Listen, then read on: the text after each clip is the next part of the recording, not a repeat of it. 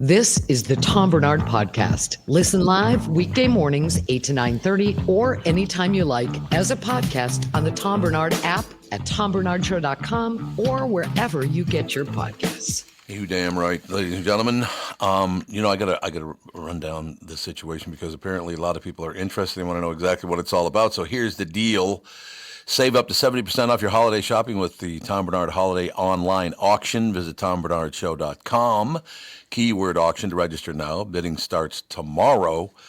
Auction runs through 8 p.m. on Thursday, the 19th of December. Thousands of dollars of items up for bids this 1 week only. A Canadian fishing package for four at Fletcher Lake Lodge in Ontario, valued at $8,740. 2024 modern buggy quad hauler, 124 QH from Pleasureland, valued at $7,750. That's pretty good, actually. That's how good the deals are. Indeed. One night stay at the Intercontinental Hotel in MSP Airport includes one night self-parking, valued at $250, and a free education with a certificate program at the Institute for Non-Destructive Testing, which is valued at $12,450. Ooh. You know what I love about that? What's that? Most expensive thing's not the lodge in Ontario. It's not the Pleasureland. It's going to college. It's a quality education. They kind of tipped their hand there. I don't know if they tipped their hand as badly as they did. Like, oh my God. Well, it's at least twice expensive than everything else. Yeah, well, with those prices today, you may as well bid on it, even if you don't need to go. That's true. It's a good point. There are 2 points that just came up on Wise Brother, and I want to go by these. We'll burn through them, but there's one. The most dangerous toy ever made just sold at auction for $13,000. You guys know about this? I did not. No. Most dangerous. Would it have to be some kind of a helicopter or an airplane or something that you can get up in the air that could hit somebody right in the head? I'm trying to think of some like old timey like ratchety clank, like you spin it and then there's no way to like unlock your fingers or something like that. Or something that's got a bunch of small pieces that break that like little kids choke on. So that's the number one. We'll go with that in a second. The second one is, what are you unreasonably good at? So you two hard. It's going to be tough because you're unreasonably good at so many things. I'm going to have to sort through the long list. I appreciate the heads up because I actually have to think about this. Okay, we'll get back to you. Okay, we're going to click on the most dangerous toy ever made just sold at auction for $13,000. We're thinking something that flies, something dangerous. That's what we're talking about, something dangerous. Okay, PlayStation 5 is a fine gift, but it can scramble your DNA and melt your face off. I don't think so. One of the most dangerous toys of all time just sold at auction for over $13,000. Unless you're in your 80s, you probably never heard of it. In 1950, the guy behind erector sets. Do you remember erector sets? Yes, they feature prominently in one of my favorite movies, Sandlot. Like right at the beginning, he's right. Like a nerd, and he's just in his room, and his mom's like, "Go out and play." But then they use those same erector sets later in a thwarted attempt to steal back the Babe Ruth ball from the Beast. So, 1960, guy behind erector sets came up with a new science kit for kids called the Gilbert U-238 Atomic Energy Lab. And it came with uranium. No, you can't. So nobody knew in the 1950s you shouldn't be walking around with uranium in your hand. Jesus. That's like I'm sure that's like the lead paint thing where it's like they thought it was just fine. And hey, it's, well, come on, parents. What a better way to keep your kids, that little rascal, occupied than with uranium. God, it had 4 glass jars, each with a small amount of radioactive material inside, so you could use a Geiger counter to test the radiation levels. What, in your hand? I'm looking at this now. There's a picture. Let's see if I can get a picture of it up on the screen. This is... God. It's just in like a little suitcase. And like, honestly, it looks kind of fun. Okay. Yeah, it looks exactly like all of like the... like if a nuclear bomb, like the PSAs, if like a nuclear bomb goes off, here's what you should do. It's got that kind of vibe to it for sure. Yep. It's just, you got the picture? 1 sec. It's taking a second here. Because I get clicking on it myself but I can't put it up on the screen. You're the man in power here. Here we go. We got it. It's loading. It's uploading. It's spinning. No. There we go. Boom. Oh, I remember those. I never had one, but I do remember those. Yep. The nuclear lab. Yeah, let's get a nuclear lab going, shall we? Yeah, it feels like there should be a lot more commercials on TV. Like, did you or a loved one play with the atomic energy lab? You may be entitled to compensation. Because it's like right now all I see is the one about some Fort Randall or something. Oh, like that. yeah, It's like if you drank the water. Oh, right. If you was a kid at the Gilbert U-238 Atomic Energy Lab, you're entitled to compensation. Is that a picture of me on there in my green shirt? Thank you very much. Great to be here. A young Tom Barnard. Yes. Started, and his head is lit up at night ever since, ladies and gentlemen. So, you think the reason why he has that like white glow around him right. is because it's that radiation? His entire body is glowing, as a matter of fact, in that picture. So, okay, so now we had to move on to what are you unreasonably good at? Did you think of something? Tevin? Unreasonably good at? Okay. Is, I would say, pouring liquid from one container to another container without spilling anything. Like ranch dressing at a restaurant or sauces like when you marry bottles. Yes. Gotcha. With like no funnel, just we're going to not spill a drop. Okay. AJ, what do you got? Oh my God. I would say, God, I'm trying to think. Like I feel like at one point or another, I was really good at like this is gonna sound bad, but just like sleeping. Like I could sleep deep into the day, hours on end, and like just what like you couldn't get me up. Since I'm jealous. Since kind of doing this show, that has kind of gone away because even on the weekends now, my body's like, hey, it's 5 o'clock. Yep, start getting up. Time to get up. How about you, Tom? You guys gonna have a tough time disputing this one. Okay. I am really good at talking and BSing. And I don't mean lying to people. I just mean doing bits. And I walk down the street and start doing bits with people, and they laugh or they just look at me like, what the hell's wrong with you? Yeah, that's was going to be my number 2, was talking my way through something with just enough fact to make it sound right. But also, like, let me go back and fact check this afterwards to see how far off I was. Yeah. It's all true. I mean, I don't know. I just can't shut up. You guys know that. That's just how it is. You walk down the street and people are pushing their baby cart.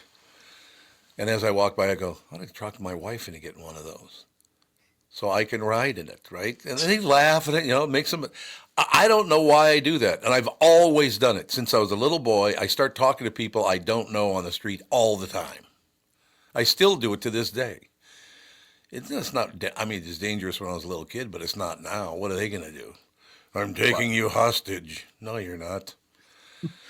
And I feel like too, and I don't want this to come off as like a jab or anything like that, but I feel like too, if you do that as a 25, 26, 27-year-old guy, people might think you're coming off as like, there's a different connotation. Like it's not as like good-hearted. It's not just to strike up a conversation. Whereas somebody that, even after like 50 years old, it's like, oh, it comes off, I think, as more friendly, not as like I'm trying to like make fun of you or something along those lines. Yeah, nobody's ever taken offense to it or they said, oh, I don't know. Jude's in town. Jude's in the house. Here he goes. Oh, Catherine just locked the door. That's not good news. Jude, we're locked in, man. All right, we'll take a break. Be right back in a couple of minutes, ladies and gentlemen. A lot of stuff going on today. And I mean a lot of stuff. A lot of great guests on today, as a matter of fact. MyPillow glad to announce that their Christmas extravaganza is finally here. Get this season's flannel sheets for as low as $59.98. They will not last long, so get them while you can. The famous My Slippers that haven't been on sale for over a year, regular price of $119.98, are now only $59.98. The 6-piece towel sets back in stock, extremely limited quantities, but they're only $29.98. With hundreds of MyPillow products, there's something for everyone on your Christmas list, from bathrobes, duvets, quilts, down comforters, and so much more. So go to MyPillow.com or call 800-516-5146. Be sure to use promo code TOM. That'll help me out. Thank you. And you'll save more on all of MyPillow products. For example, flannel sheets for as low as $59.98, or the 6-piece towel sets, only $29.98, but that's not all. They're extending their 60-day money-back guarantee until March 1st, 2025 plus all orders over $75 or more ship absolutely free.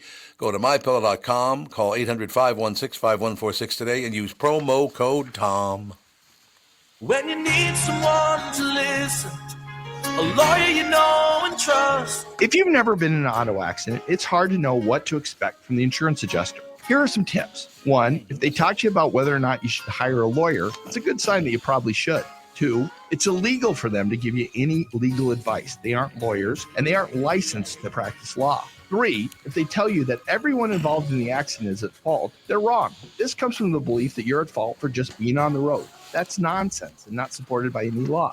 Finally, remember that friendly adjusters are often just gaining information. They want you to do most of the talking so they can file their report. I'm Mike Bryant from Bradshaw & Bryant. I hope you're never injured in a collision. But if you are, don't sign anything until you've talked to us. Find Bradshaw & Bryant, personal injury attorneys at minnesotapersonalinjury.com. Seeking justice for the injured. Bradshaw & Bryant. Ladies and gentlemen, K&L Surplus and Ammo, your one-stop shop for all things firearm related, located on Lake Drive in Circle Pines. Jim, the owner, has over 25 years experience. You know, I wouldn't mind reaching out to Jim and having him on talking about this ghost gun thing that Italian psychopath went with. I bet you Jim would know a lot about that. We should reach out to him. Jim, the owner, has over 25 years experience, offers honest value and great prices with free shipping on a huge selection of handguns, shotguns, AR, and conventional rifles. Over the years, K&L has established the buying power of larger stores, and that's what keeps the cost down. If you're looking for a firearm and need to stock in some ammunition, go to K&L Surplus and Ammo on Lake Drive in Circle Pines or online at www.klgunstore.com.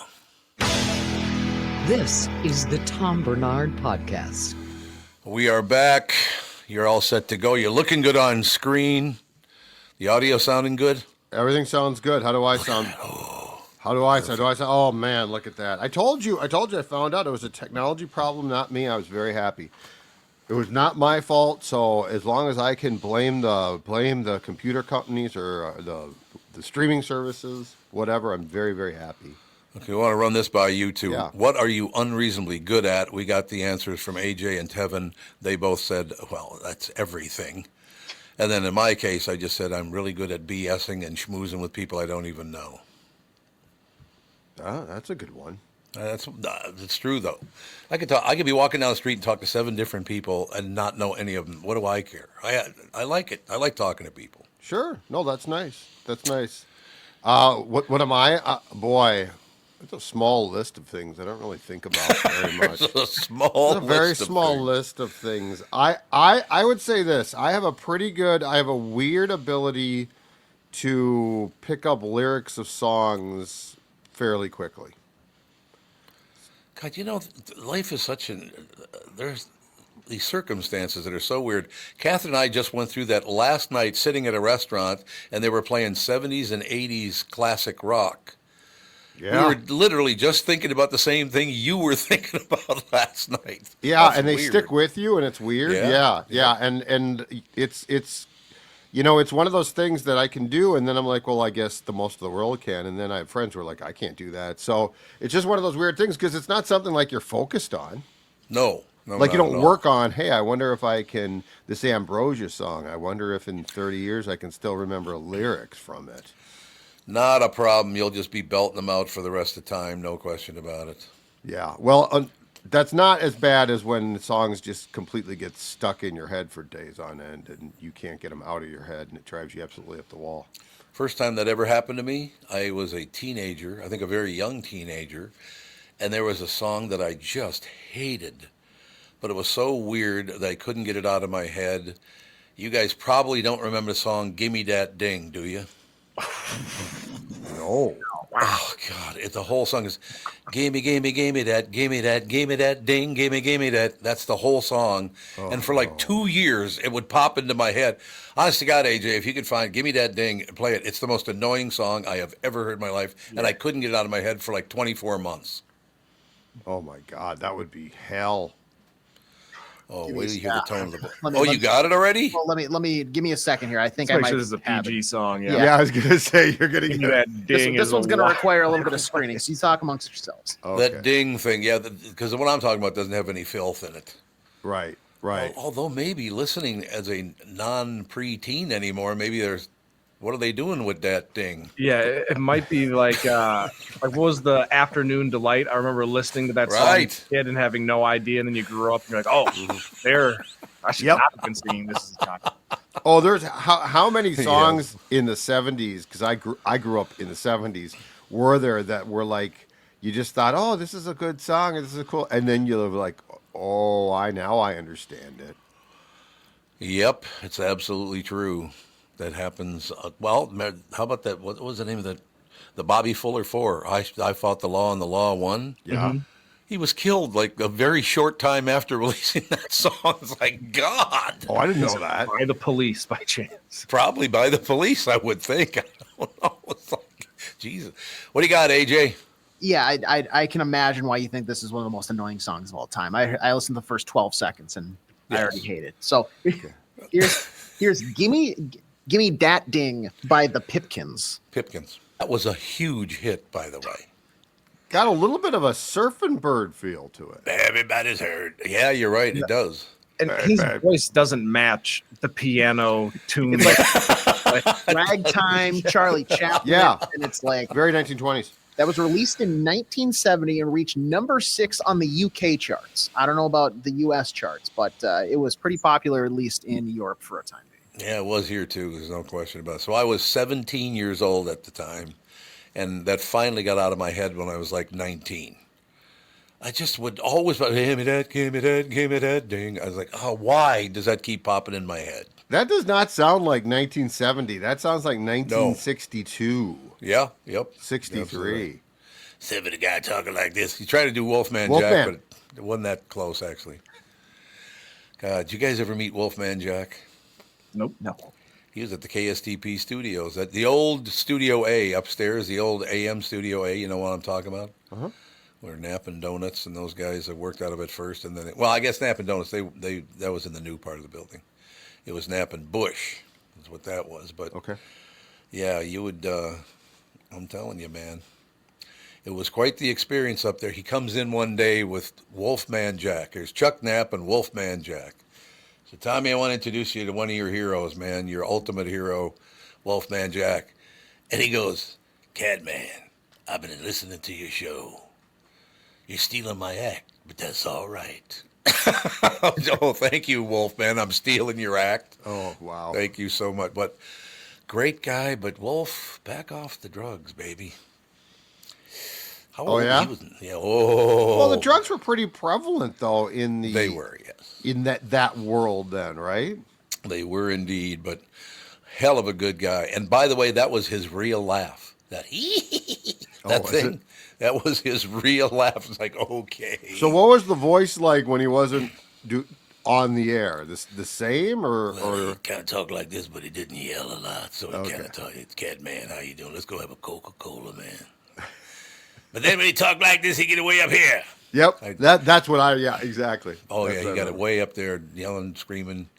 What was the name of that movie that he was the in-town DJ? It was a good movie. Oh, what the hell was it? American Graffiti? American Graffiti. That's exactly right. There you go. But what the hell? Hey, question. Did you meet, I'm sure that at some point, you probably did Casey Kasem? Yes, matter of fact, I got to know his daughter pretty well. I haven't talked to her in years now, but yeah, I mean, that's the one thing, Judd, that I sit back and I think about after, meeting the President of the United States live and meeting all these big superstars that came in. I mean, I've had things happen to me that I just never expected. Peter Falk came in because he was plugging a movie he was in. And at the end, he came over and gave me a hug and a kiss on the cheek. And I thought, did I ever think in my life Peter Falk would hug me and give me a kiss on the cheek? No, Columbo gave you a smooch? Yeah, he gave me a smooch right on the cheek. Nicest guy you'd ever want to meet. Tommy, I tell you what, we had a great time. We came in and we'll talk to you later. It's like just a really good guy. The big stars, the real big stars, usually are really decent people. It's the ones who think they're big stars that are a pain in the ass. They can be a massive, like who did we mention the other day, Tevin, on the show? That Jeremy Piven. Jeremy Piven. Oh God. Yeah. I can't tell you how wonderful I am. Oh, you can't? Okay.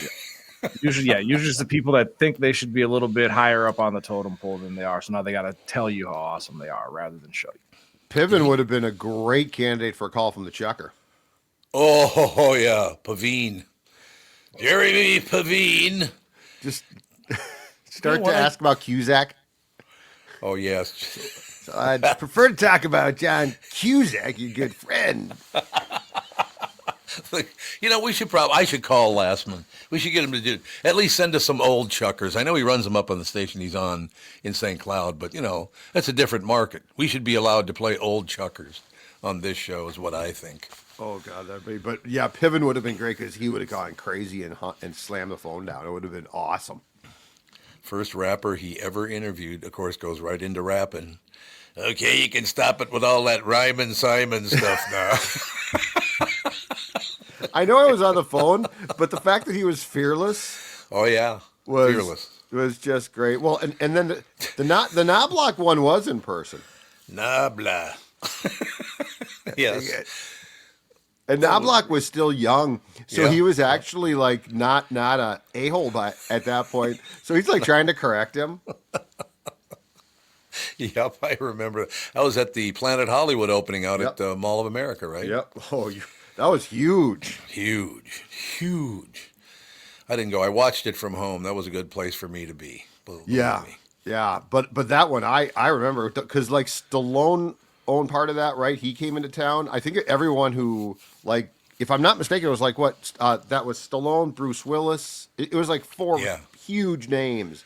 And I think Schwarzenegger, came. Yeah, and I think they all were in town, so it was prime chucker territory. No question about it. There was a deal that night where a guy went into, what was the name of the bar upstairs on the same level as Rick Bronson's?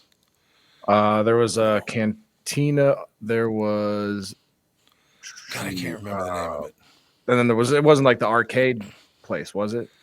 I don't know. It was some bar or something up there. Was Fat Tuesday? Could be. Yeah, you know what? That might have been it. Because there was a Hooters, a Fat Tuesday, America's Original Sports Bar. It could have been, it could have been any of those three. But this guy goes in there during this whole brouhaha over, the Planet Hollywood and all that. And he sits down at the bar and he goes, "Are you new here?" Bartender goes, "Yeah, I've been here for a while." He goes, "Well, I'm Tom Barnard, and I want you to know when I come in here, and your boss will tell you the same thing, is I drink for free when I come in. So just the bartender goes, "Oh, really? I've never heard of that before. I didn't know we did that." And the guy goes, "No, yep, that's they just kind of instituted the whole deal, so I'll be drinking for free tonight." And the bartender said, "Yeah, the other thing that's kind of weird about it is you don't look the same as you do when we go to Mom's house." The bartender was my brother. Oh, no! My brother Troy was the bartender, and he just went along with it for a while, and finally the guy's like, "Oh, God." Oh, so what'd the guy do? He got up and got the hell out of there in a hurry. The greatest of all time. What a deserving moment. What are the chances something like that's going to happen? A guy's going to try to cheat a place out of a bunch of booze, lying about who he is, and it turns out to be the guy's brother. Yeah. Well, and it's a pretty time. Like he probably went to another bar and it worked. Yeah, I guess. It's a solid strategy, though, right? Because at the time, you're on the air, but nobody, or I shouldn't say, a lot of people don't know what you look like. Like right. But the fact that it was your brother is so great. Troy, really? Because not only the voice, but you don't look a lot like my brother. Oh well. What else is happening? Anything good? No, it's been slow this week. The Wolves are off till Friday. Mm-hmm. The Wild was off last night. They won 2 nights ago. They play tonight at home against Edmonton, and then of course we've got the Vikings. But we have to wait till Monday for that game. We have to wait till Monday. Now it is interesting. On Sunday, Detroit, which is a game in front of the Vikings, has Buffalo, which is really good, at home. So that could be, there is a fighting chance that the Vikings will be playing to at least tie the Lions record-wise on Monday night. How about that action? That'd be good. Yeah, that's that game. I'll be going to bed at about 3 a.m. That'll be great. Thank you so much. The Vikings-Bears game? Yep. Yeah, we're starting at 7. We're starting at 7. We should be done that's by, true. We That's should, true. we should be done by about 10. So you'll be fast asleep by midnight. Yeah. Hopefully Oh, we'll get yeah. by like 3 scores by about 8 o'clock so you can go to bed a little early too. Who will be up that much? The Vikings. Oh, he's actually So we're pulling for the home squad. Yeah, we're gonna blow the Bears out. So hopefully this game will be over by halftime, so everybody get a good night's sleep. That would be wonderful. That would be great. So nobody thought they were going to be 11-2, did they? No. I didn't know anybody that thought that. No, they're lying if they said like there is. They were picked to win by Vegas 6.5 games. Their over/under on wins was 6.5. There was nobody that thought that. Hey, by the way, outside the state here, how about Bill Belichick taking the North Carolina football job at the tender age of 71? Yeah, phenomenal. I saw somebody say, like, it's crazy to think that 1 calendar year from now, Bill Belichick has a chance of getting a cartridge of mayonnaise dumped on his back after That's right. After they win the Duke's Mayo Bowl. Well, that's what we're playing in this year, that Duke's Mayo Bowl, baby. I got a feeling Bill's not going to tolerate the mayonnaise dumping. No, probably not. But what an seemingly odd move for a guy that's been a pro coach forever. Yeah. Well, didn't he live there as a kid or something? His dad, or his dad, maybe some loose connection where he Right, spent some time at Chapel Hill. Yeah, but I mean, it's not like he coached there or anything or went there. So yeah, it's a weird move. But I mean, he's dating essentially a college student, so why not coach a college? Well, student? that's the thing is, like, what's his intention? Is he like going to live in a frat house? Yeah, why is he? Just doing beer bongs from like a 2. He's going to pledge a frat house? Like, I mean, this could be a late life crisis. We never know. That's a good point. I mean, it is a good point. No question about it. I mean, he certainly, but what I want to know is he prepared for how college kids are going to react to his style? Because I don't think they're going to care. Like, you know, he drives guys. He is the type of guy who has no BS tolerance. So Right. I just, and with the pro players, they're under contract. College kids now just will transfer.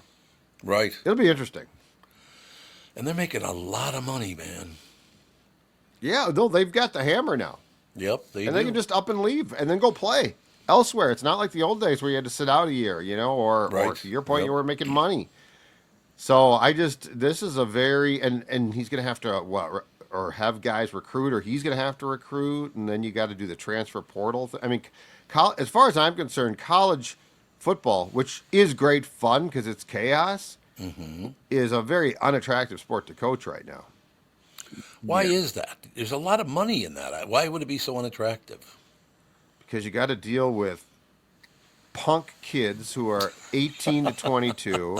You've got to deal with recruiting. Then the recruits can threaten to leave. And now if they leave, they just go play elsewhere. You've got to make sure that your best ones get paid adequately.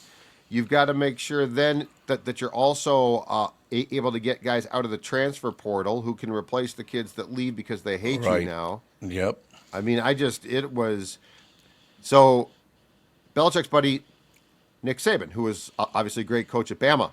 I think he got out after last year because of this. He's like, I don't want to do this. Like everything I was good at doing basically to build a program is being destroyed by the system. Yeah. So what's my incentive? And plus, he's old. Like at some point in time, that thing is, Bill's not a young man. No, that's very, very true. Now, I know you got to go, but I have one more question for you. When are young people going to understand what you just said has a racist edge to it? Caitlin Clark, is that her name? Yeah, the basketball player. She was named Athlete of the Year or something like that? By Time, yeah. By Time Magazine? Did you hear by what she Time, said about it? which used to be a big deal. Yes, go ahead, sorry. Did you hear what she said about that? No. She said, it's quite an honor, but let's be honest. I'm white, so there's some privilege there. lady, you won because you're really, really good. There's no privilege there. I mean, if they keep, let me ask you guys a question, the three of you. If they keep using that as the key to get through the door, it's only going to screw people up more than they already are. It just makes no sense to do something like that. You know what I mean? Yeah, it's interesting. I would need to. So is she saying? So is she saying she won because she's white, which is completely inaccurate? No, she's saying that the exposure she's getting is partly due to the fact that she's white versus black, and she went on to say that the past like superstars of the WNBA that kind of helped get the league to where it was or is now is a lot of black players, and the league never really took off until like she came in. Is what she's saying, that she like kind of just acknowledged that may have factored into it. That's a lot to unpack. Yeah, it's a lot to unpack. I'm sorry. It just, using skin color in any way is a bad idea. Good, bad, we're all trying to work together here. But is it ever going to come if we keep saying things like that? Yeah, I don't know. I mean, that's there's so that goes so far down to the core of like what's wrong with the entire. Yeah, I don't know. I have no idea. Makes no sense to me. But I will say this: being named something by Time now, not nearly what it used to be. Well, that's very, very true. Can you even find a Time magazine anywhere? I think it's like SI. I think it's basically do they do it once in a while now? That's a good question. My dad used to get that in the damn mailbox every week. Oh yeah, Time and Newsweek. You remember all those? They were huge. It's all true. All right, Palomino, we will talk to you next week.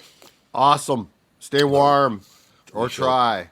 We'll get it done. No problem. See you guys. Talk to Have you a great weekend. Bye. Judd Zulgad, SKOR North, ladies and gentlemen.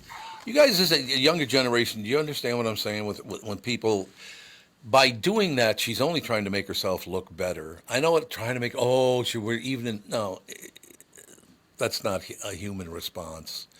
I just wish we would accept everyone at the same level and get over it. Yeah, well, I mean, I think in Caitlin Clark's situation, especially with Angel Reese and the amount of hatred that she gets, which online usually turns into like racial slurs being hurled her way. I think that it's definitely something that is heavily involved, whether Caitlin Clark likes it or not, or Angel Reese likes it or not, is in their kind of story coming up together, because it got pitched almost like Magic Johnson versus Larry Bird back in the day, where like Great White Hope, Caitlin Clark is going through a lot of that same. Yes, and I think to ignore that would be maybe more of like a scarlet letter on her, because I don't think as much as like maybe us sitting here, yes, it's we don't see why anybody else can't be as equal to one another. That's just simply not the case with, every single American watching the WNBA. Like, people have prejudices, people have biases and stuff like that. So and with her, she's trying to not only like elevate her career, but she's trying to drag the whole WNBA with her. And so she has to make sure that she's supporting everybody, or making like LeBron James kind of speaks for the NBA in the same way Caitlin Clark, because she is the most watched player, kind of speaks for the WNBA. So she has to make sure she covers all of her bases. By using your stream of thinking there, I want to see LeBron James stand up and go, I got to be honest with you. I'm really good at this basketball because I'm black. I don't really see him saying that kind of Might thing. be the fact that he's like 6'8". No, but there are like social issues that LeBron James will speak on, because he has to, because he'll get asked about it, because he is looked at as like the unofficial commissioner of the NBA. Well, and he is. There's no question about it. Is his son ever going to make it, do you think? He made his G League debut, I think, last night. Oh, it was last night. Okay. Yeah. And I haven't heard much about it. I mean, I think the less we hear, the better, because that kid deserves. Well, no, he deserves away from the spotlight to he does. Yeah. I don't think he's necessarily ready to make the step to the NBA. So as long as he has time to develop, maybe he can actually come back and make some sort of career. But if he gets thrust in the limelight, like I think we saw early in the season, it's going to be a bad career. Yeah, you're probably right. All right, we'll take a break. Some other hunyuck coming on. Who is it again? I forgot. Mr. Egert. Mr. Egert. It's time for Wellshire Alzheimer's and Dementia Care Facilities. Wellshire Alzheimer's and Dementia Care Facilities are a place where your loved one will live with pride and dignity. If you care deeply about someone in your life, Wellshire is the place I highly recommend. Wellshire is a memory care focused facility that has a full nursing team, always staffed within the building 24 hours a day, 7 days a week. They have never used or relied on any staffing agencies. Wellshire and Medina is now accepting elderly waivers after 12 months of private pay. I know them personally, and they are a family-owned local company conveniently located right in Medina and Bloomington. They are the best staffed memory care facility in the state. Wellshire has a robust community with activities 7 days a week. If your loved one is in need of a memory care facility, please get in touch with my friends, and they are my friends at Wellshire.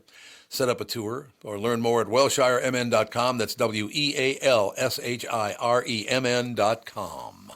The past several years have been the craziest in the history of the car business. The pandemic, supply chain, and chip issues, all causing extreme inventory shortages that led to, well, predatory pricing. Some dealers charge thousands of dollars over MSRP. We never played that game. I'm Jim Paul of Valley Buick GMC. We knew that would leave a bad taste in a customer's mouth. More importantly, from an integrity standpoint, it was just wrong. So what about the current market? You know, inventory and pricing. Valley has their best inventory in years. Really all the Buick and GMC models. Even the previously hard-to-find Yukons, HD pickups, and Hummer EVs. Plenty of deep discounts. Many with factory rebates and low-interest financing. Then it's a good time to buy? It's a great time. We're welcoming our previous customers back, as well as anyone else that felt the treatment just didn't feel right the last time somewhere else. Valley Buick GMC in Apple Valley and Hastings or valleycardealers.com. Car buying without the bad aftertaste.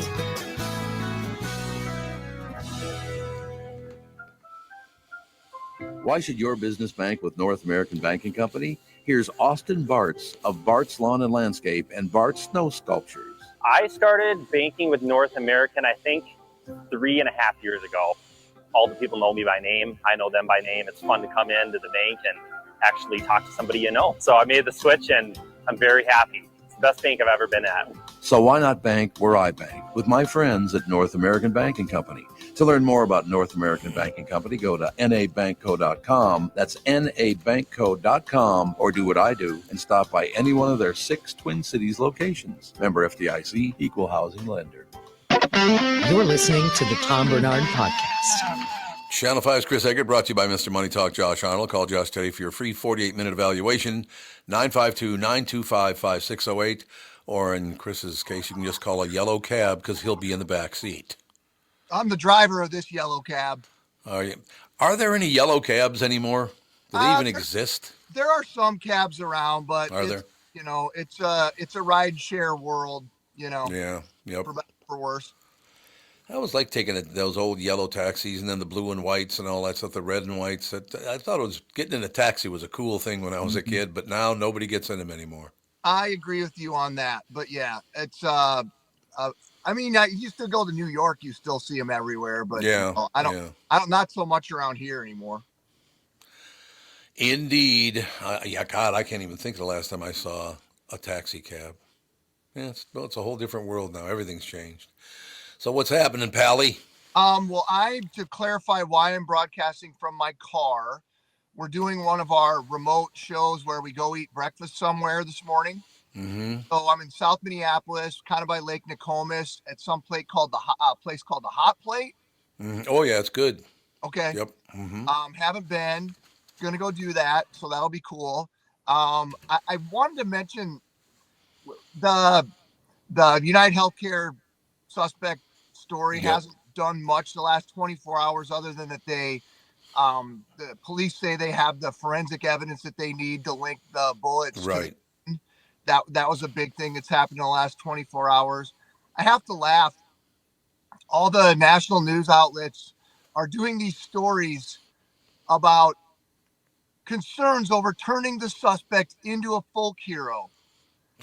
Yeah. As they do the stories, turning the suspect into a folk hero. I know. It's unbelievable. Oh my gosh. Every picture of him is like his shirt off, or he's like him looking dreamy, or it's like. Oh, yeah. Yep. And growing concerns over copycat killers. I mean, it's just this like, it's hard to explain, but it's like this weird fervor over this guy and this like pretend, oh, we don't want to turn him into something he's not. Well, that's exactly what it's doing. Yes. Stupid. I don't understand it. You can go ahead and just massacre someone in the street, and some people are cheering and laughing and just think it's wonderful. You know what a loser you are to do something like that? If you laugh at this, you're a complete loser. Oh, yeah, people are laughing at it, and I have a friend that lives in New York, and somebody's going around putting up wanted posters of other like CEO, like billionaire insurance type people. Yeah. Yep. That was the copycat thing that they're worried about. One thing I forgot to mention yesterday, and I wanted to tell you guys about it. City of Minneapolis, I think it's like Phillips neighborhood. So South Minneapolis, not where I'm at right now, but there was a big fire at one of those homeless encampments in the middle of 2 nights ago. And that caught fire to a house, like a real house right next door. And those people, and I think it was a group home, are they lost their house because this homeless encampment caught fire. And Minneapolis, being Minneapolis, not really doing anything to regulate or help with these homeless encampments. So now these people not only had to have this encampment move in next door, but now they lost their house and they're homeless. Oh, God. What a world this is. Yeah, and on a crappy cold, the coldest weather we've had of the year. And I'm not saying, and we talked about the homeless encampment issue and the problem, and I'm not trying to villainize them. What I am saying though is for somebody who just has a home and is paying their taxes and has one of these things come in next door, and there's no oversight, and then their own house burns down. It's just pretty ridiculous. And there's nothing being done, it feels like, to rectify this situation. Like, what are people in politics in this state doing?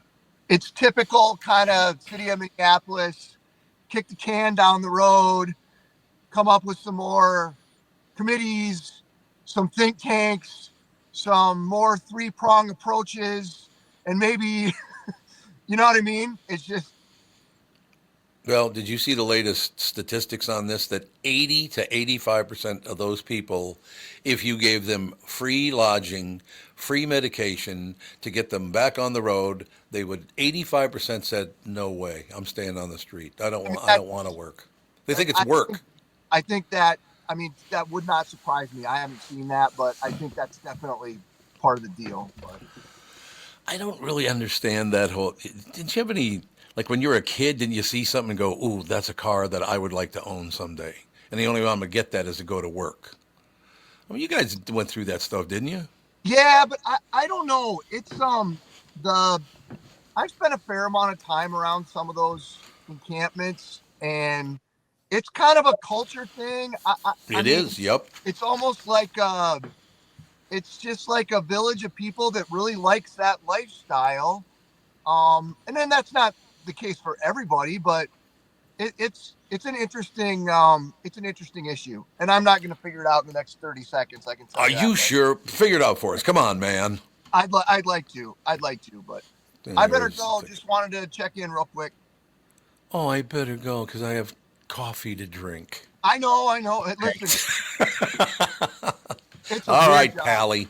We'll talk to you next Monday, I guess. You're not going to be tomorrow either. Yeah, I'm getting my leg fixed tomorrow. The only appointment I could get was at 8, so. You only have one leg. You got to get that one fixed too? Yeah. Or spraying it with like WD-40. I'm getting a whole new prosthetic. I'll show it to you guys on Monday. I like it. Okay. What kind of shoe are you going to be wearing on it? On Cloud. Ooh. I like it. I like On Cloud. They're very good. All right, we'll talk to you on Monday. Thank you. Channel 5's Chris Egert is brought to you by Mr. Money Talk, Josh Arnold. Call Josh today for your free 48-minute evaluation at 952-925-5608. You know what's so great about and it's everybody over there at Channel 5. I was watching a commercial this morning. It was supposed to be 2 TV news anchors, right? Yeah. But you could tell they were not real TV news anchors. They were actors because they were going, well, do you have any interest in joining me today? Why, yes. Where are you going? The acting was so hideously horrible. It made TV people look terrible. Yes, I would like to go there with you. What time are we leaving? It's like, Jesus. Wouldn't you hire somebody that actually could deliver a line? Well, the good news is we've got somebody who works in movies coming up after. Thank God. Is it Brandon T. Jackson? Yeah, he's known to been deliver a line or two. Yes. Works for me. We'll be right back right after this. My Pillow is glad to announce their Christmas extravaganza is finally here. Get this season's flannel sheets for as low as $59.98. They will not last long, so get them while you can. The famous My Slippers that haven't been on sale for over a year. Regular price of $119.98 and now only $59.98. The six-pack towel sets are back in stock with extremely limited quantities, only $29.98. With hundreds of MyPillow products, there's something for everyone on your Christmas list. From bathrobes, duvets, quilts, down comforters, and so much more. Go to MyPillow.com, call 800-516-5146. Be sure to use promo code TOM to save on all MyPillow products. For example, flannel sheets for as low as $59.98, or the six-piece towel sets for just $29.98, but that's not all. They're extending their 60-day money-back guarantee until March 1st, 2025. Plus, all orders over $75 or more ship absolutely free. Go to MyPillow.com or call 800-516-5146 today. And please do use promo code TOM. Is that text you're sending so important that you missed your turn? Is that text you're sending so important that you ran the red light? Is that text you're sending so important you didn't see the ball coming onto the road or the child that followed? Hi, I'm Mike Bryant from Bradshaw and Bryant. When you take your eyes off the road for even 4 seconds, your vehicle travels 100 yards. That's the entire length of a football field. If you absolutely have to text, you need to pull off the road somewhere safe and do it from there. Texting and driving is against the law and can cause serious injury or even death to you and others. Now that is important. We hope you're never injured in a collision, but if you are, please contact us. Find Bradshaw and Bryant, personal injury attorneys at minnesotapersonalinjury.com. Going farther with Mike Bryant on your side, seeking justice for the injured. Bradshaw and Bryant. You're listening to the Tom Barnard Podcast. We are set to go. We sure are. Excellent. Do we have Brandon and Erica, or Brandon? Who do we have? I believe we've only got Brandon this morning. All right. Brandon T. Jackson, ladies and gentlemen, new independent film, Trap City. The film will do a limited release in theaters nationwide December 13th. That is tomorrow, of course, Friday, December 13th, alongside rapper Jeezy Jenkins, who will be making his acting debut. Brandon, how come I'm not making my acting debut in Trap City? That's what I want to know. Because you never called me. Brandon, I tried to get through to you. I couldn't get through. Was too busy. Oh no, you can get everybody know Brandon Jackson. You can get through to him. You can get either DM or a phone number. But no, we're gonna get to the next one. How about that? All right, because I want to walk up to somebody and go, yeah, everybody's a tough guy till they meet a tough guy. What do you think?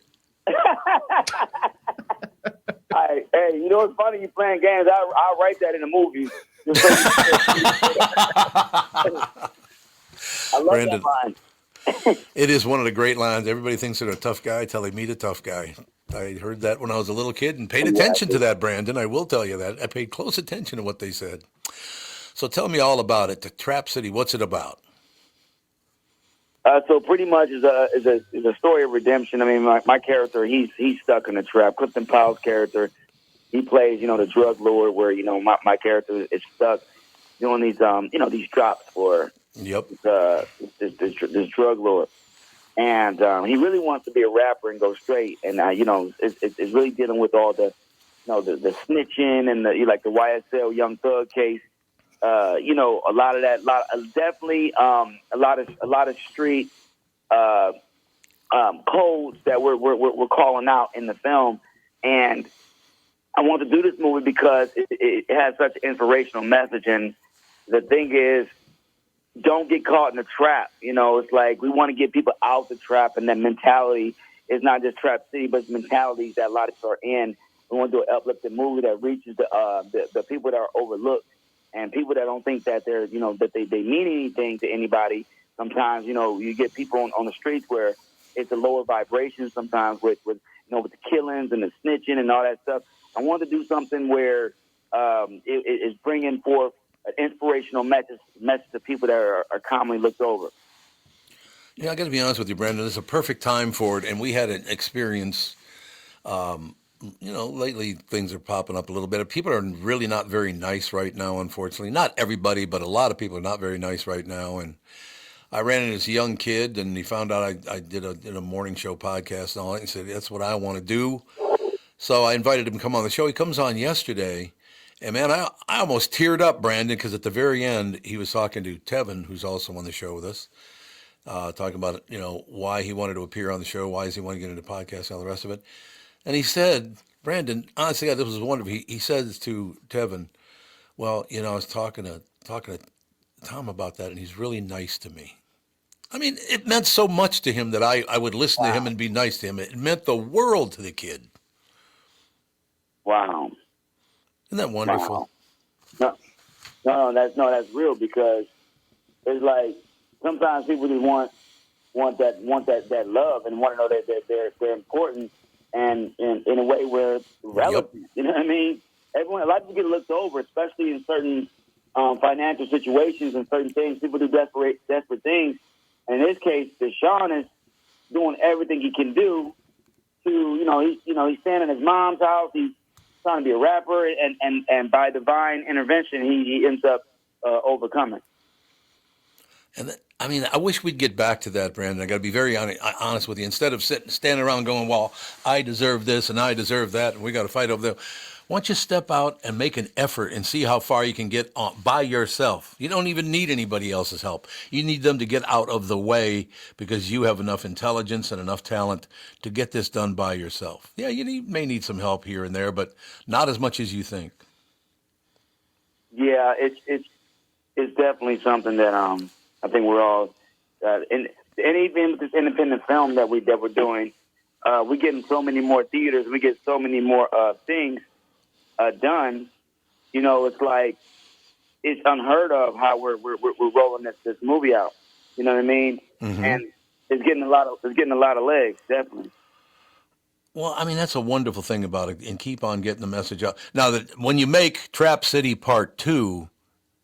I want to star as the evil white man in it, okay? I want to be the evil white man. What do you think?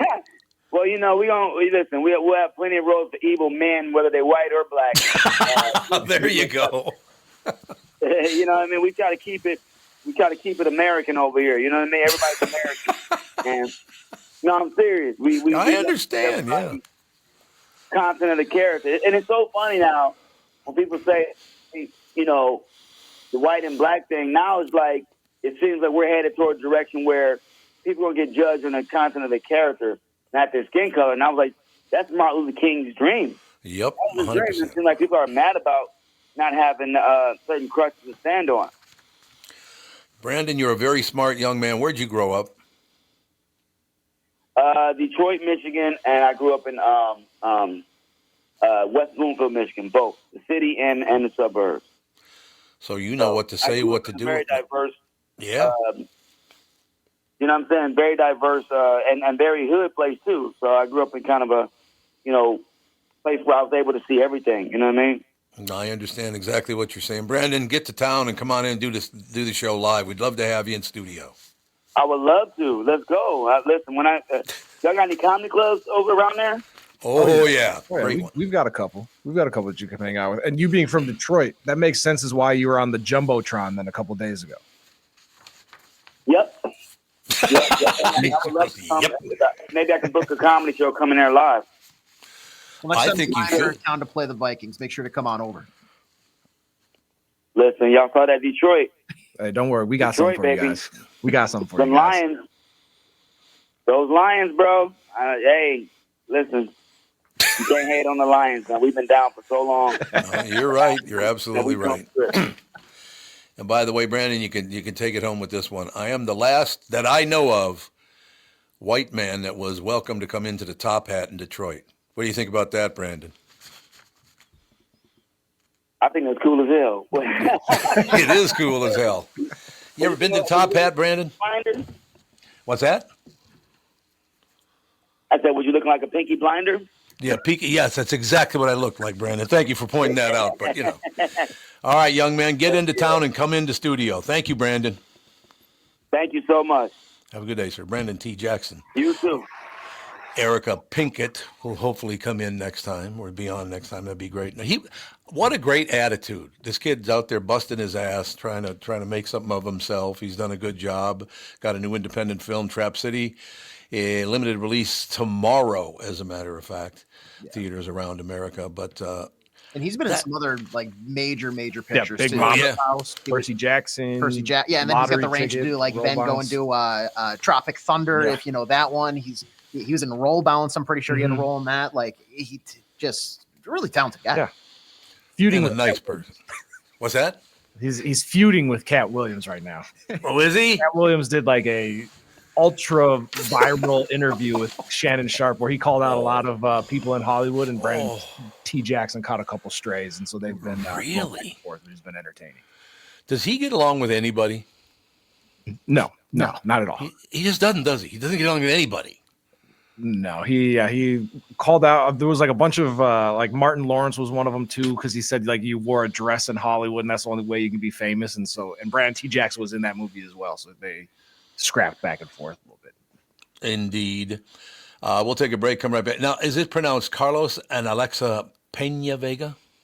Would they pronounce it? Yes, that's how I've been saying it. PenaVega? I would imagine that's how I don't think it's PenaVega. I'm almost certain. Yeah, it's great to be here.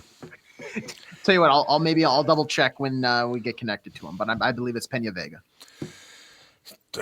Mike Penn, be with us. I like it. Carlos and Alexa will be with us right after this. Be right back. Does thinking about retirement make you uncomfortable? Sometimes the anxiety for wondering if you've saved enough can be overwhelming. But what if I told you that you could ease those tensions in just 48 minutes? My guy, Josh Arnold, Mr. Money Talk, can sit down with you and get you on the right track to your financial future. Josh has navigated it all when it comes to uncertain market and economic conditions, and he'll always provide straight talk. Never sugar-coated advice on how to reach the finish line with your retirement goals. Don't let your financial worries give you an ulcer or keep you from calling Josh right now. His 48-minute no-obligation consultation could be just what you need to feel better about your future. Call Josh today at 952-925-5608. Set up your free 48-minute no-obligation consultation. That's 952-925-5608. Investment services offered by Josh Arnold Investment Consultant, LLC Security Investment Advisor. Past performance is no guarantee of future results. All investments must involve risk. You know that. All comments and opinions of Josh Arnold do not constitute investment advice. I am a paid endorser. The past several years have been the craziest in the history of the car business. The pandemic, supply chain, and chip issues, all causing extreme inventory shortages that led to, predatory pricing. Some dealers charge thousands of dollars over MSRP. We never played that game. I'm Jim Paul of Valley Buick GMC. We knew that would leave a bad taste in a customer's mouth. More importantly, from an integrity standpoint, it was just wrong. So what about the current market?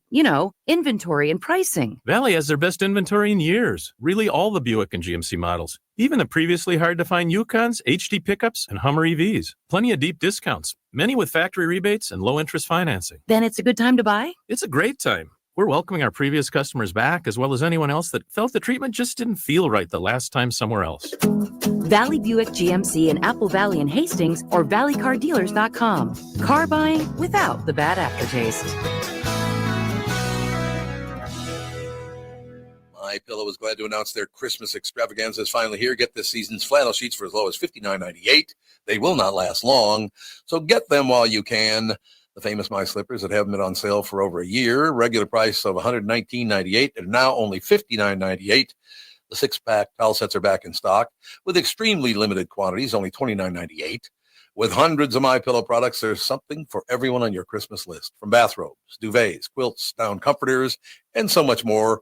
Go to MyPillow.com, call 800-516-5146. Be sure to use promo code TOM to save on all MyPillow products. For example, flannel sheets for as low as $59.98, or the six-piece towel sets for just $29.98, but that's not all.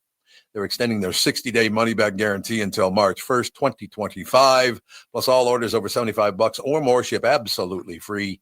Go to MyPillow.com or call 800-516-5146 today, and please do use promo code TOM.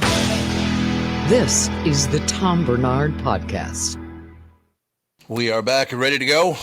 Not quite yet. They might be running a minute Okay. too late because I haven't gotten a call yet. Not a problem. That's why I always say, are we ready to go instead of, I'm assuming you're there, so I'll start talking to you right now. Oh, so Alexa, how are you? Yeah, there you have it. Someone on social media asked the internet, what's something you are unreasonably good at? And someone, reading upside down or backwards from the wrong side of the paper. You can do that, can't you? Reading upside down or backwards? Read upside down backwards. Not at all. Our perennial partners of the Salvation Army. That was the line I just read. Anybody can do that.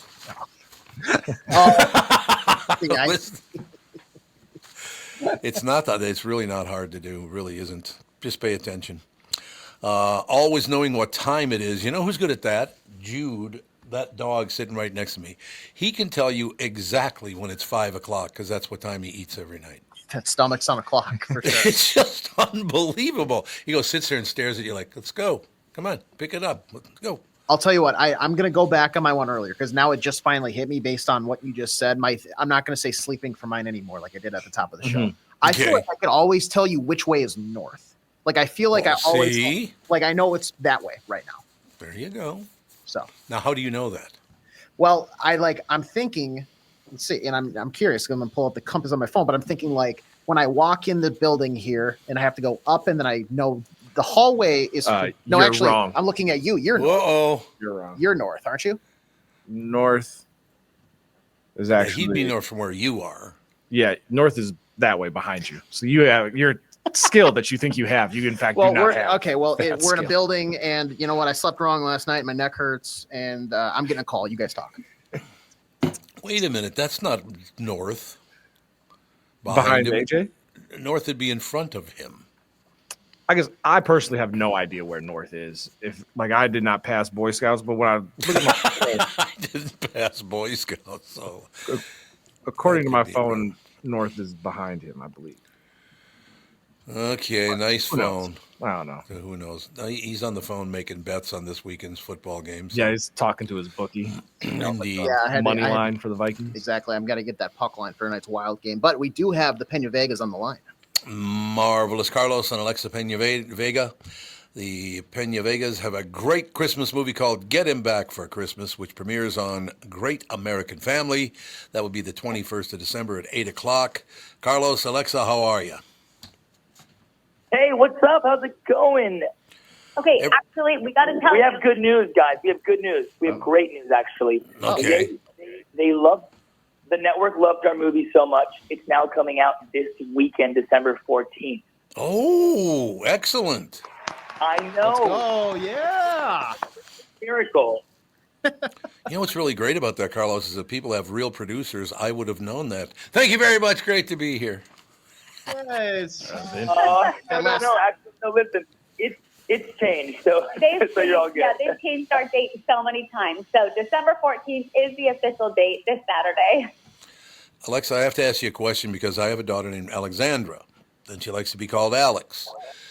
We went to a dinner where there was an Alexis, an Alexa, an Alexandra, and there were like 5 different takes on Alex, Alexa, your name. A lot of women with the name, including my daughter, Alexandra. What do you think? Wow. I you know what? I'm guessing everybody was born in the 80s when it was really, really popular. Yep, you're 100% correct, Alexa. Named Alex, Alexa, whatever. Now, the question is, does she go by Alex? Does she go by Lex? She likes Alex. Yeah, she likes to be called Alex. Andy and Alex are two. I named our son after my best friend who unfortunately died. But so Andy and Alex. What was it? Andy or Indy? Andy. Andy, because we had an Indy as well. So, so many cool names over here. I'm loving it. But I go by Lex. My husband calls me Lex, and I get Lex. Lex. Get him back for Christmas. I want to hear all about it. Well, well, let's do it together. We love working together. Well, this is going to be our 11th movie together. I may be off by one, but we have loved working together for so many years, and it's been a passion of ours to create and produce our own movies. And this this is our first one. So we started a production company called Good For You Entertainment about 1.5 years ago. And like anything, you know, good things take time. And we basically just shot our first movie that we got to act in, produce. We had our hand in everything. And it is, I'd say it's your typical Christmas movie with a twist. It is just so fun. The story is amazing. The music is incredible. I wrote 5 original songs for this movie. One of them gets performed in an empty AT&T stadium over in Texas, which was so fun to shoot. And yeah, it's great. Just the whole holiday season. I was kind of hoping, and unfortunately, the timing of that unfortunate murder of the. As a matter of fact, he lived in Minnesota. The CEO of United Healthcare. You'd always hope that things like that wouldn't happen during the holiday season. You don't want them happening at all. But I just, there's so much pressure that people are putting on one another. What I'm looking forward to doing, sitting back, watching him, get him back for Christmas. It's Christmas time. I love my wife, our children, our grandchildren. I love my friends, my job. I wish people would start focusing on things like, hey, you know, let's sit down and watch a little holiday movie together and calm down. Yeah, I mean, well, that was kind of the goal with our production company. It's called Good For You. And we just wanted to put content out there that felt good, that was elevated. And, you know, we feel like in this particular genre, a lot of times these movies can get very repetitive. And for us, we set out to go, how do we make an elevated version of the typical Christmas movie that we see? And that's what we did for Getting Back for Christmas. You know, you'll recognize kind of like some of the same formulas, but it definitely feels different than what's been out there. We're so proud of the music in it. Because Carlos said he wrote 5 original songs. We both get to sing together. You know, Carlos didn't mention, but he actually edited this film as well. But I realize you guys don't even know what the movie is about, so I'm going to just give you a quick synopsis. It's about an up-and-coming pop star. She's actually dating the biggest pop star in the world, and right before the holidays, he tells her that they need to take a break. Not a breakup, but just a break to kind of feel things out. And she goes home and decides that she's going to write a Christmas song to win him back. So she's going to write him the ultimate Get Him Back for Christmas song. And she enlists her old best friend and songwriting partner to help her on this journey to write the perfect Christmas song. Oh, I thought you were going to pay him back for something. I thought it kind of was like, get him back for Christmas. Get him back. I know. That's for a different network.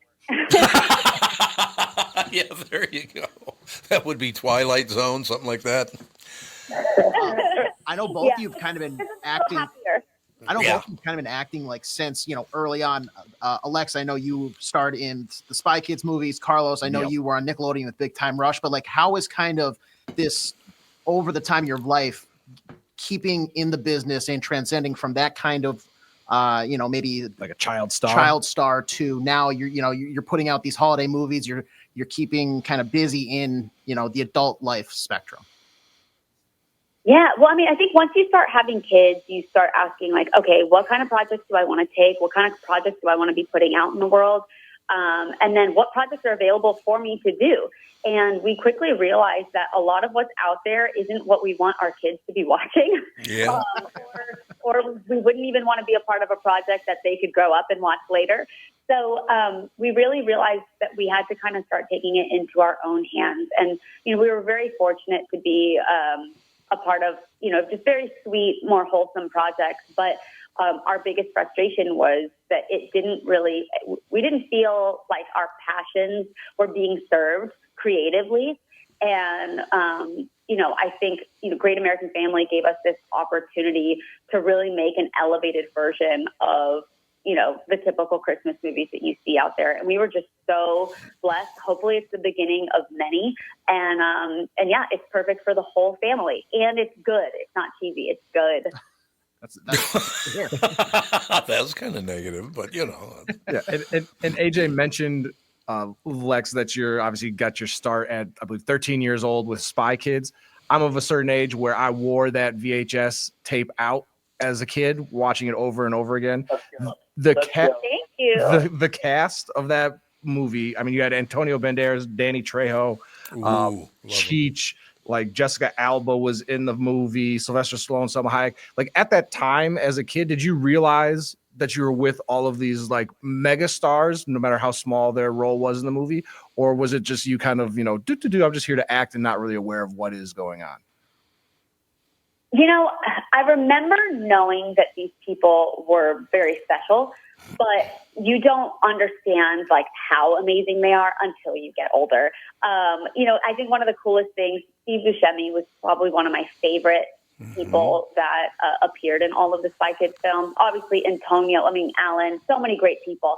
But Steve would just come out at lunchtime and he'd play football with us outside of set and just had such a good time. And that's not how you picture Steve Buscemi. He's normally like just a very strange character or like a gruesome character, and he could not have been sweeter. He's just wonderful. Same thing with Danny Trejo. Like I still speak with Danny until this day. Again, he looks like he's gonna go beat somebody up. And it's absolutely true. We can't wait to see it. Carlos and Alexa PenaVega. Get him back for Christmas. There, I just did the movie trailer. For Christmas. Thank you both. All the best in the world. And you got to come to town and come in the studio. What do you think? Absolutely. Please. Right. Thank you for having us again. Oh, it's a great pleasure. Carlos and Alexa PenaVega. Again, 12/21, the 21st of December. The movie at 8 o'clock. I imagine that's Eastern time, so probably be 7 o'clock Central on Great American Family. See, I love Christmas. We watched The Ref last night. You guys ever see the movie The Ref? No. Oh, my God. It's the best Christmas movie of all time because everybody in it is a pain in the ass. This one couple wants to get a divorce, and Dennis Leary's in it. And Dennis Leary plays a great thug. Spacey. Christine Baranski. Yep. They're all in it. Watch it. I think you will laugh your ass off at this movie. It's very funny. So give it a whirl. But yeah, we've been watching a lot of different kinds of Christmas movies. We'll watch this, Get Him Back for Christmas. That'll be fun to watch. I just, sit there with my lovely wife and watch Christmas movies. How bad can it get? Oh, no, that's like the perfect night. It's a little cold outside. You turn the heat on, curled up with a blanket, watching some Christmas movies. Absolutely. Absolutely love it. And I love having great guests on like we did today. Man, a lot of great guests today. I love that. Yeah, you know I didn't even put two and two together that Carlos PenaVega was in Big Time Rush. I listened to a song of theirs on my way in today. Oh, you did? Yeah. Well, there you go. And now you talk to Carlos himself. Carlos, get it straightened out, Carlos. Let's go, huh? I like that. I like that take on the whole situation right there. Why don't we take a break? We'll be right back. This might be like the earliest we've ever gotten Kristen Bird on. At 17 instead of. She might not even be ready for us. Yeah. She might not. It's true. Actually, on time, and she might not be ready for us to be on time. Yeah. But we'll find out right after this. Why should your business bank with North American Banking Company? Here's Austin Bartz of Bartz Lawn and Landscape and Bartz Snow Sculpture. I started banking with North American, I think, 3.5 years ago. All the people know me by name. I know them by name. It's fun to come into the bank and actually talk to somebody you know. So I made the switch, and I'm very happy. It's the best bank I've ever been at. So why not bank where I bank? With my friends at North American Banking Company. To learn more about North American Banking Company, go to nabankco.com. That's nabankco.com, or do what I do and stop by any one of their 6 Twin Cities locations. Member FDIC, Equal Housing Lender. When you need someone to listen, a lawyer you know and trust. If you've never been in an auto accident, it's hard to know what to expect from the insurance adjuster. Here are some tips. 1, if they talk to you about whether or not you should hire a lawyer, it's a good sign that you probably should. 2, it's illegal for them to give you any legal advice. They aren't lawyers and they aren't licensed to practice law. 3, if they tell you that everyone involved in the accident is at fault, they're wrong. This comes from the belief that you're at fault for just being on the road. That's nonsense and not supported by any law. Finally, remember that friendly adjusters are often just gaining information. They want you to do most of the talking so they can file their report. I'm Mike Bryant from Bradshaw and Bryant. I hope you're never injured in a collision. But if you are, don't sign anything until you've talked to us. Find Bradshaw and Bryant, personal injury attorneys at minnesotapersonalinjury.com. Seeking justice for the injured. Bradshaw and Bryant. I hosted my show on the radio for 40 years. Now I host the Tom Barnard Podcast. And I'll tell you, I've never seen the passion and engagement from our audience as I do now. I know we also have businesses that listen to our podcast, and it got me thinking, wouldn't it be great to help those businesses grow by telling my listeners about them? So here's the deal. If you own or handle marketing for a business, would like to have my audience buy your product or service, visit TomBarnardShow.com, keyword partner, and we'll put together an ad campaign to help your business. That's TomBarnardShow.com, keyword partner, and thank you for listening. You're listening to the Tom Barnard Podcast. We are, but she is ready to go. What happened? I'm always ready to go, and I'm always waiting for you guys. You're a big shot. Okay, I want to run by the 10 worst Christmas songs of all time, so the three of you get to vote on these. Okay? Yeah. Yep. Uh-oh, Tevin's ready to go. Oh, and I believe I know what number one is going to be. I'm fairly confident. The Christmas song. I did know which one was the worst. I know. There's no I'm question. going to guess. Can we guess first, and then you can tell us? Yeah, absolutely. Well, that's what we're going to do with all 10 of them. Yeah. Well, not some, because you've never even heard of some of them. Christmas Shoes song is definitely the number one worst song of all time. I'm going to say Grandma Got Run Over by a Reindeer. You guys are number 2 and 3 with those two. Ooh. AJ, you want to go for 1 or 4? I'm trying to think because those are the two that I had in mind. Let's go with, if it's like the worst. I mean, I was gonna say the Shoes one. That's like I hate hearing that song. Okay, well, Christmas Shoe. You guys then, the three of you got number 2 and number 3. We'll go backwards here a little bit. My least favorite is on here. You guys might not even know about this song, but it is by far the worst Christmas song of all time. I Never Knew the Meaning of Christmas by NSYNC. I've never heard that song. Is it any good? Never heard it. Never heard it. Doesn't come to mind. It's in sync. Also, my late suggestion is going to be Santa Baby. I also don't like Santa. Oh, what's wrong with Santa Baby by the Pussycat Dolls? No, the one where it's like. What's the one that's about consent? Is that the one that Santa Baby? No, that's Baby It's Cold Outside. Baby It's Cold Outside. Yeah, that's right. No, Santa Baby. No, but the other one is a consent issue. Yeah, so that's probably. Oh, it's a consent issue. Oh my God, What is that one? How does that one go again? Baby, it's cold. Yeah, it's like Baby, I really it's cold can't outside. stay. Yeah, That's it's right. I really can't stay. Baby, in the house right now. He's like pulling her back Must in. get away. Baby, it's cold out there. Tom, you don't like the Santa Baby song? I love that song. AJ does. Okay, I was going to say, I love the Santa Baby I just song, hate too. the way she's like, and get me a duplex with checks or whatever. Like that accent, I just don't like. It like, is a phony accent. You're right it's about Brooklyn, like Bronx. Like, Yeah. can you just sing normal, please? that. Yeah, can you, Kristen? Can you sing normal? I can't. Okay, so number 10 is I Never Knew the Meaning of Christmas by NSYNC. Number 9 is Cherry Cherry Christmas. I've never even heard of that. By Neil Diamond. Oh, okay, yeah. No, I know Neil Diamond's Christmas songs, and yeah, I think that's fine. I don't know if that's deserving to be on the list. You know, I still, to this day, so I'm working at Capitol Records back in the day, and Neil Diamond was on Columbia Records, but he recorded a Christmas album. Oh, no, it was a movie, I guess, movie soundtrack kind of Christmas, I don't know, some kind of deal, right? Mm-hmm. I'm sitting around at the house, 3506 Penn Avenue North, right? Mm-hmm. My phone rings. I answer my phone, and it's Neil Diamond. Tom, how you doing, Tom? This is how he talks on the phone, too. He sings that way, and he talks this way, too.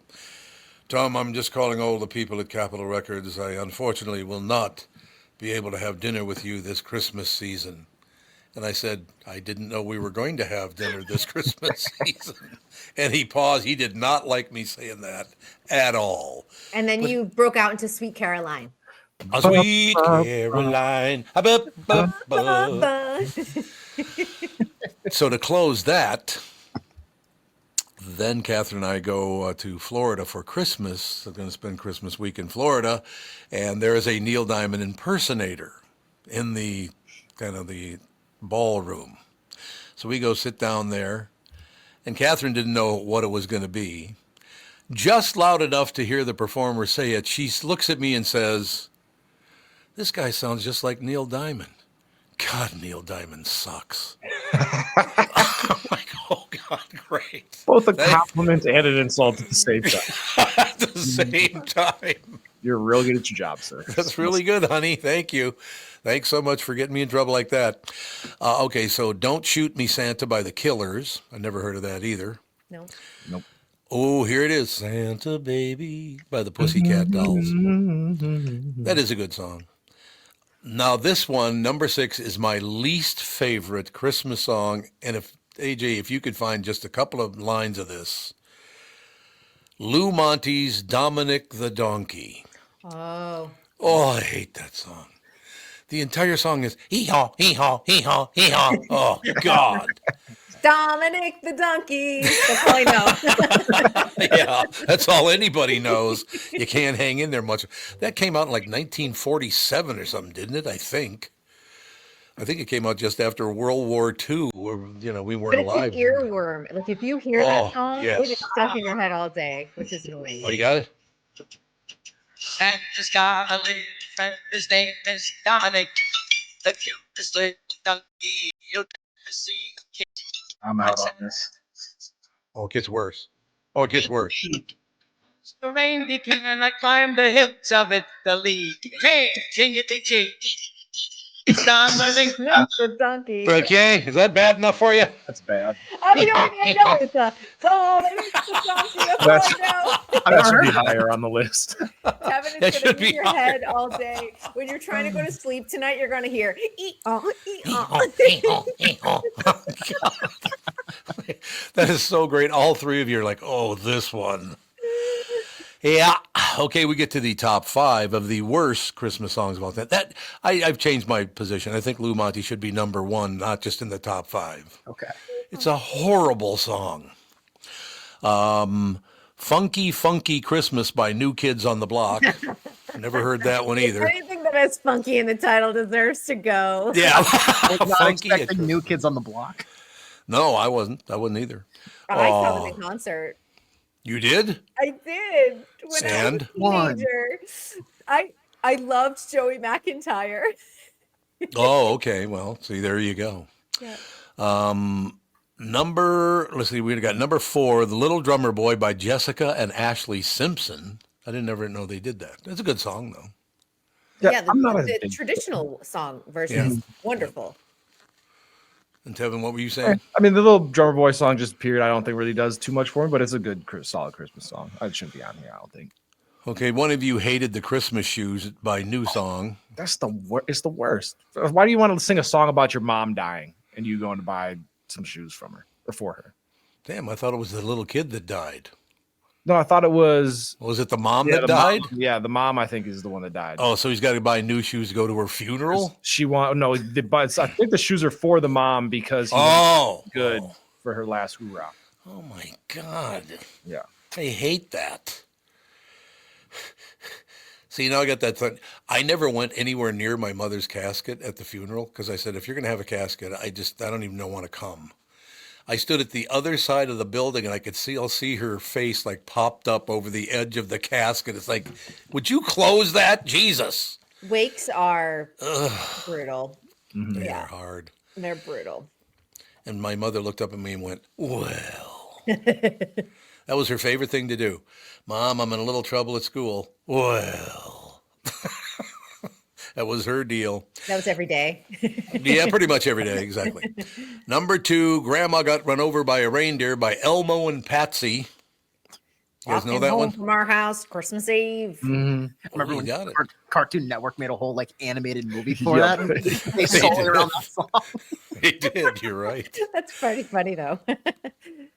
And this one I'm not real fond of either. Any guess at the number 1? It's annoying as hell is the problem. It's kind of sweet and cute, but it's also annoying. It's not going to be the Chipmunk song. Got it. I love the Chipmunk song. Yeah, Dominic is way more annoying than the Chipmunks. Yep. I just want a hula hoop. Oh, how sweet. But there's something sweet about the Chipmunks. I think that's a wrong list. And I will say this. and it's not on this list because it's not popular enough. But the worst Christmas song of all time. Are you familiar with the Yin Yang Twins, Tom? Mm-hmm. They, Atlanta rap group, I believe they're from Atlanta, made a Christmas song. AJ has it queued up. This is the worst Christmas song of all time, and it's not even close. Please brace yourself, because it's really aggressive to start. Christmas. Oh yeah. Oh yeah. We can cut it. We can cut it.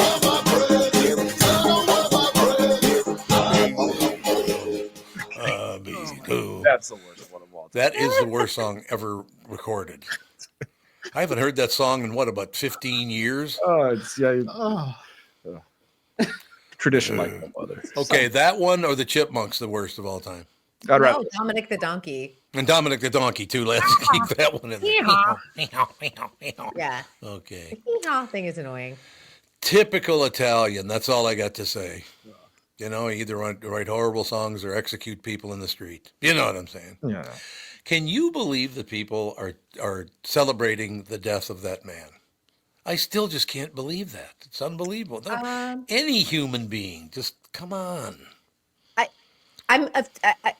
It's hard, it's one of those things, like the violence is awful, because I feel like it sets up a lot of people to do copycat things. Yeah. I feel like we've already gone down a lane now. And his 3D printer gun, also another issue in that whole story.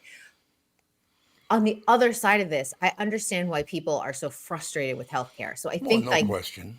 It's like you can have two minds of this, that people need major healthcare reform. No one's done anything about it. Nobody has a plan.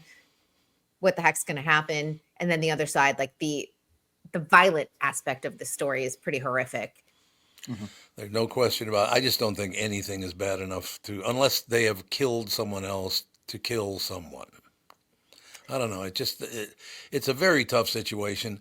And the thing about it is, we've talked about it on this show for a number of years and people got all pissed off at me. But our education system and our business climate in this country have gotten just hideous. And on both sides, it's all about money. That's all people care about anymore is money. Oh, well, how much money is it? It's like, settle down, for Christ's sake. You know what I mean? Well, yeah. I mean, it's the divide is so huge now when you have the rich and the working class. And I think that, I look at this and it becomes a class war. And what's interesting in terms of like a psychological aspect of it, there was no political fighting over this particular incident in Manhattan. People were like, we're so frustrated with healthcare. Right. And nobody was like, I'm a Republican, I'm a Democrat on this. People were collectively saying, right, yeah, I understand this person's frustration. You don't have to condone the act, of course, but I know people are looking at him as a hero and he's like a hot assassin, and that's a whole other weird pop culture angle to it. He's a goofball. Yes, they think he's very hot because he has those traps of him with his muscles on his Instagram account. Yeah, I saw that. Yeah, I was like, that's a weird aspect to it. I mean, it's going to wind up being like the Menendez brothers. I'm not kidding you. He's probably going to getting married in jail. He'll have women writing letters. He's probably going to have no problem with his love life. God, people are nuts. They are nuts when it comes to that. But you murdered someone. I'm attracted to a murderer. Great. The interesting dialogue, though, is the dialogue around healthcare and people not talking about left and right in this particular situation. People are like, something has to be done. Well, that's the other thing. It's our political system is filthy as hell, too. These people are leaving office with $250 million. Where did you get that? I mean, my God, they got all this money and nobody cares where it came from. And you and I are getting screwed out of every dime of it. Of course, that has happened with, I would say, the last few administrations. So no question. It is. And there's no accountability. And it's, what we're setting up for the next administration, I know people thought it was like a fix. I'm like, it's not a fix. It's just a continuation of the issues. Yeah, that's the whole situation. Yeah. I mean, again, I could sit here and criticize one side or the other. We got, the money grubbing on both sides. On the way out, I think I'll pardon, 2,000 people he's pardoned? It's like 2,000 people. I think he's 50 right now, but everything is still like pending. Oh, I think he You might want to check that because that number was over 1,000 this morning when I got up, at least according to a couple of channels. Well, maybe they were lying too. Who the hell knows? He commuted roughly 1,500 sentences and then pardoned 39 people. So commuting a sentence means you've pardoned them. Yeah, but it's no different than what Donald Trump did. You know what I mean? No, And they're all cookie cutter of each other, and it's late stage capitalism. This is where we are at. So yeah, and it's one of those situations. How you can hate the other guy or woman or whatever is beyond. They're all the same. Money grubbing scum. Ugh. Yay. Well, it's true. It's true though. You know. So what do? We watch entertainment instead. I want to watch entertainment that's recommended by Kristen Burt. All right, I'm going to recommend a comedy to you. You haven't watched any of the comedies I've recommended lately, so we're going to try with this one. Okay. No Good Deed, starring Lisa Kudrow and Ray Romano, dropped on Netflix today. I do like Ray Romano and Lisa Kudrow. And it is about a couple who have some problems, but they are selling their home in Los Angeles. And it kind of goes into like the Los Angeles like frenzy of real estate, which is kind of fun. And there are all these different couples who are also bidding on the home. And we also learned about all of their issues and their problems. So as people try and get this home. Now, there's a spoiler in here, and I'm not going to give the spoiler, but this is a really good series. So if you I'm not going to give a spoiler. I'm not going to spoil it, but I think it's worth a watch. And great cast. Lisa Kudrow and Ray Romano should be a very easy sell. He's my neighbor, by the way. He's a great guy. He's a very nice guy. Street. Go knock on his window right now. Take your camera. Go knock on his window. He's got a big gate and a big buzzer, so I'd have to go to the gate, and they probably would not let me in. Oh, tell him I sent you. Is that what it is? Yeah, that'll do it. But if you liked the series of Christina Applegate, Dead to Me, which was really good, that was also on Netflix. Same creator, so you'll kind of get that, like, it's like an edgy, dark comedy. Where Catherine and I are having a lot of luck watching Christmas movies. We watch one every night, and we're so far doing really, really well, and we're only, about 10 days out now, huh? Have you watched Holiday Touchdown yet? We have not watched Holiday Touchdown yet. You got to Maybe catch tonight. Ed Begley Jr. because that is his. I love him. He's so good in it. And don't go in expecting like this is a Hallmark movie. Right. They wrote it as an ensemble film, which I think was really good. And he has like a really good arc in there in the storyline. Last 3 times I've interviewed Ed Begley Jr. on the Q, he was riding his bike the whole interview. That's what he loves to do. My favorite is that, I don't know if people know this, he always takes his daughter to the Oscars. He is an Academy member, and he will go and take the train there. They always show their commute on TikTok. They're like, we're on our way to the Oscars. And for them to make that commitment, because I don't know if people know this, but there is a subway stop right there at where the Oscars are held at the Dolby Theater, but they shut that down for security reasons, obviously. And so they have to walk about like a mile or so to the Dolby Theater after they get off the most available subway stop, further down Hollywood Boulevard. And that's how they commute, because they're like, we're not going to contribute to global warming or anything else like that. He's really dedicated to his environmental lifestyle. Well, if you're not going to contribute, then stop breathing. Well, I'm sorry, but you're poisoning the air by breathing. Well, you can do other things, though. Nope, it's breathing or nothing. You got to end your life or you're not really helping out at all. Ed Begley is a really nice guy. He is a great guy. Such a nice guy. When I did a show for Toyota, he used to do a lot of work for Toyota with environmentally friendly vehicles, especially at the onset of the Prius at the time when it was like the only car of its kind. He did a lot of work with them, and he was just always so sweet when he was at events with us. Marvelous. That's nice because he is. He's always just a really, really good guy. No question about it. Yes. So are you going out east for Christmas? No, we're staying here in Los Angeles. You are? Yeah. What about your mom? And my mom's staying put in Florida. Everyone's just kind of staying put wherever they are. That's kind of what everybody else is doing too. I've heard that from a lot of people. Says everybody's staying home this year. I wonder why that would be. Well, airfares are very expensive. Yeah. Air travel's not that fun over the holidays, to be honest. No, that's true. And my husband and I usually are the ones who travel if we, go away for the holidays. And, if I go to Florida 2 weeks later, guess what? My flight is $400 cheaper. Yeah, that is true. You're absolutely. Where's your mom live again? She's in Jensen Beach on the east coast of Florida, northeast. Mm-hmm. Do you know where Stewart is? Oh, yeah. Yeah, she's right around that area. My brother's in Miami. He's in Brickell. Right. And my dad is on Longboat Key. Oh, I love Longboat Key. So they got as far away from you as they could get, huh? I got away first.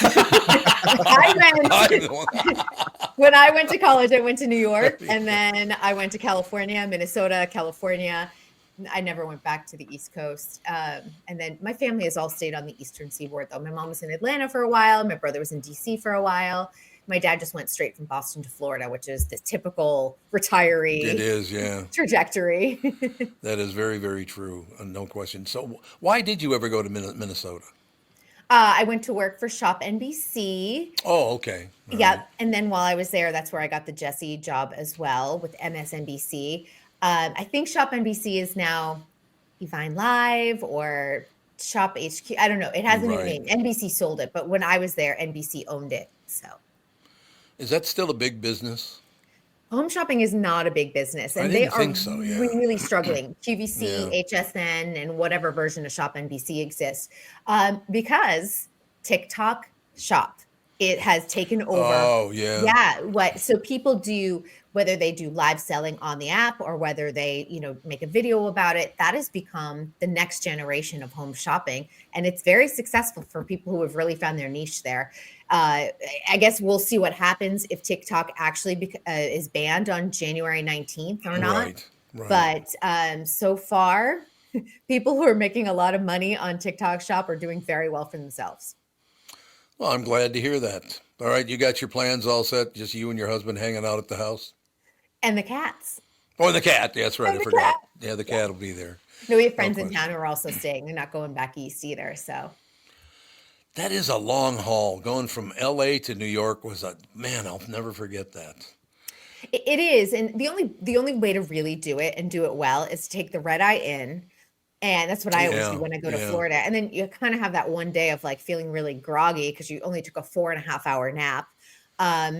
And then, taking like a night flight back home, because otherwise you just lose a lot of time going back and forth from east to west. So I don't love it, to be honest. And red eyes aren't fun, but it's really the only way to travel. One time we were living back in Minneapolis at the time. I'm working at Capitol Records, so I got to go out to the convention out in Palm Springs. Okay. So I do all my voiceover, and I got that going, blah, blah, blah. I'm working at Capitol. I'm doing voiceover.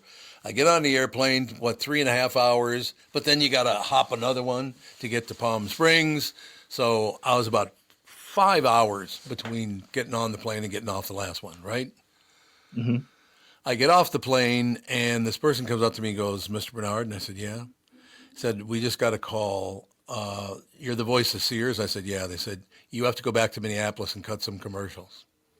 I got back on the plane, flew to Los Angeles, flew from Los Angeles to Minneapolis, cut like 5 or 6 spots, got back on the plane, flew back. Jesus, what a day. I was literally flying or waiting to fly for about 20 straight hours. That sounds terrible. Technology is pretty cool, huh? Yeah. Not today. It's just me log into my computer at my house and cut this. I know now. You just go in your closet. Yeah, I mean, that did change voiceover forever. You either had to fly somewhere or whatever, and now you don't even have to leave your house anymore. No, you do not. No, when I work for KPBS, when we have to cut commercials, I just do it here. I don't even have to go to San Diego to do it. Nice. Yeah, that's terrific. But the other part about that is voiceover now is not doing well at all anymore. No, not on the union side. I mean, if there's a huge non-union aspect to it, but people are not making the money that they used to. Not even over commercials, even TV and film. It's not the same. And you also have to realize that, this kind of ties into something I just was thinking about. Jim Carrey said he's coming out of retirement. He's voicing one of the characters in Sonic 3, but he's like, I need the money. And really, and when you have actors who are now doing commercials or branching out into the lifestyle, area of business, or taking roles like a one-off on a TV show. Yeah. That's how you know that they're not making the money they were making 10 years ago. The death of DVD sales was really it, like hard media. Yeah. Yep. Well, I'm going to go weep now. I have another show to do, but I'll be tearing up the whole time. Your 2 shows. Poor Tom. Boy, look at the time. You're doing great, sweetie. Yes, dear. We'll talk to you tomorrow. I'm glad everyone got that Kardashian reference. Kristen Bird Entertainment News is brought to you by North American Banking Company. Go to anybanco.com to learn more. Member FDIC, equal housing lender. Yes, it's true. I've got Catherine, but I've also got KB too. I've got 2 wives without ever having gotten married twice. Got your hands full. What are you going to do? They're both very attractive women. I'm a guy. What am I going to do? Not fall apart? Yeah, and I mean, I feel like they have a meeting like once a week. Oh yeah. Catherine's like, hey, Kristen, make sure you keep him in line if he absolutely does anything wrong. Yeah, Kristen, if you could drive Tom nuts, that'd be great. That'd be wonderful. No question. All right, fellas, you got some big plan today? Ooh. Stay indoors. Yeah, I'm gonna try to stay out of I'm gonna try out of the outside. So I'm gonna stay inside as much as possible. Yes. Out of the outside. I like that. My biggest plan though is booting up every computer I can find. Yes. And going to any internet browser and going to youtube.com and going to the Tom Barnard channel on YouTube, hitting that subscribe button and making sure to follow along with the show on there when every time we get the show uploaded. It's a much better viewing experience, I think. Yes. There you have And it. I encourage everybody to do the same. I like it. We'll talk to you guys tomorrow. The family show's up next.